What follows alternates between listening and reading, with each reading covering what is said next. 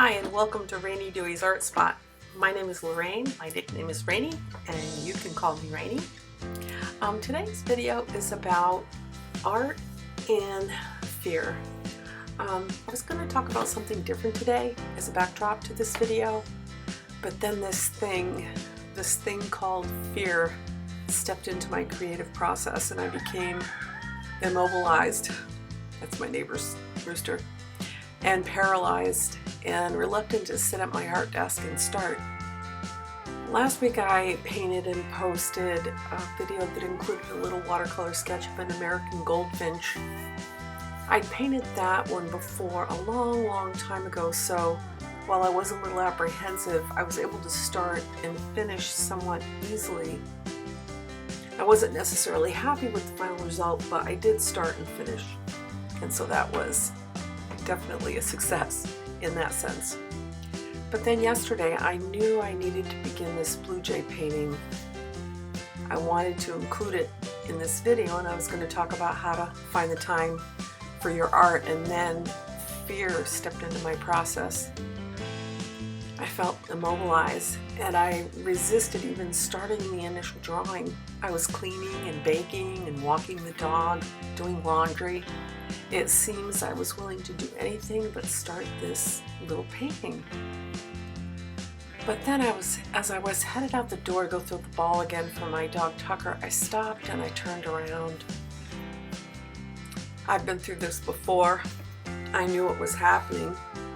I was letting my fear get in the way of my art. I was allowing my fear to stop me from even trying. So I turned around and told Tucker he'd have to wait. Of course, I'm sure he understood every word because he really is smart. And so with that, I sat down with my pencil and paper and I started sketching lightly and tentatively at first with my trusty eraser, of course, at hand. And then after about 10 minutes, and I only know it's 10 minutes because I was videotaping it, I had sketched what clearly looked like a bird. And amazingly, it also seemed to resemble a blue jay. It wasn't perfect, but it was something. It was a start. It was funny, right after I finished that sketch, I could feel a weight had been lifted. I could feel a change in my body. I felt lighter, and the stress that I carried in my shoulders seemed to release just a little. And most importantly, I felt less fearful. I want to be sure you understand that all my fears and failures, all my fears and my fear of failure and the fear of not being good enough didn't just disappear, but the fear was less. And then later when I came back to refine the drawing, it was easier to sit, to begin to fix things and correct things and to improve the drawing.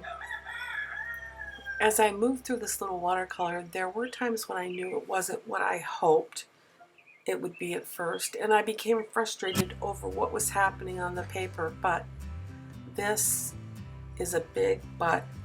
I sat and pushed through anyway. Throughout the process, I would paint a little and then I would walk away. And when I returned, I would see what was wrong and what was right.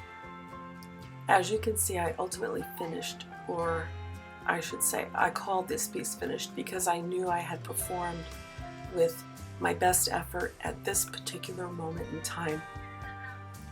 Now, I will very likely paint this blue jay again and again, and perhaps because I've practiced and familiarized myself with the subject, the next time it'll be easier and hopefully better. But the key to the whole thing is to start. Push fear aside and start.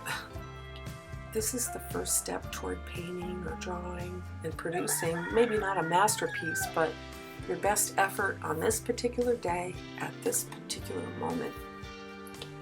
Every time we start, every time we try, those are considered successes. And every time we finish, instead of quitting, those are absolute banner days. Am I still just a little afraid to start the next one? You bet I am, but I know that creating art makes me happy. I also know that letting fear stop me from trying will rob me of one of my life's most enjoyable pursuits, and more importantly, fear will stop me from using this gift that God's given me, and I'm very grateful for it. At this point, I've accumulated a few good paintings and a few not so good paintings, and I know that every single piece of art I create, there holds many lessons to be learned. What I learned with this one, well, I learned to start. Just start. Pencil to paper, no matter the outcome. I also learned that if I'd taken more time with my drawing, the painting would have been better and maybe more accurate. I also learned that it's okay to practice and that perfection comes only from the hand of God. I know I surely cannot produce it. So, join me next time. Let's start together. If you're watching this video and you paint, let me know what you're doing. I would love to know. I would love to see what you're producing.